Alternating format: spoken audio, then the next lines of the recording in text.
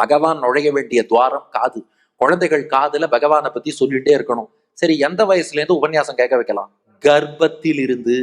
இது அப்புறம் இந்த தும்ப விட்டு வாழை பிடிக்கிற கதைங்கிற மாதிரி, அது 25 வயசு ஆனதுக்கு அப்புறம் கூப்பிட்டீங்க வாப்பா, ஒரு நிகழ்ச்சி நடக்கிறது, பகவானை பத்தி சொல்லுவார், வந்து கேளுன்னா அவன் அதுக்குள்ள பேஸ்புக்லயும் அங்கேயும் இங்கேயும் சோசியல் மீடியால மூழ்கி போனவனுக்கு இப்ப வந்து பெருமாளை கேளுன்னா சரிப்பட்டு வராது. தாயின் கர்ப்பத்துக்குள் குழந்தையாக இருக்கும் போதே காதிலே பகவானை பற்றிய செய்தி போனால் அவன் பிறக்கும் போதே பக்தனாக பிறப்பான். அவன் வளர வளர பக்தி வளரும். இதற்கு உதாரணம் யாருன்னா பிரகலாதன்.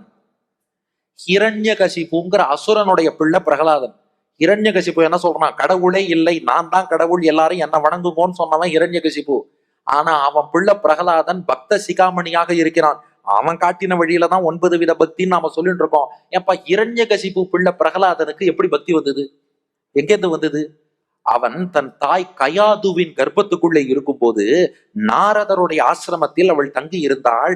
நாரதர் தினந்தோறும் மகதிங்கிற வினயம் மீட்டி நாராயண நாராயண நாராயண நாராயணன் நாராயண நாமத்தை நாரதர் பாடியதன் விளைவு இன்னைக்கு அறிவியல்ல ப்ரூவ் பண்ணியிருக்கான். கருவுக்குள் இருக்கும் குழந்தைக்கு காது கேட்கும் ப்ரூவ் பண்ணியிருக்கான். கர்ப்பத்தில் இருந்த பிரகலாதன் நாரதர் பாடிய நாராயண நாமங்களை கேட்டான்.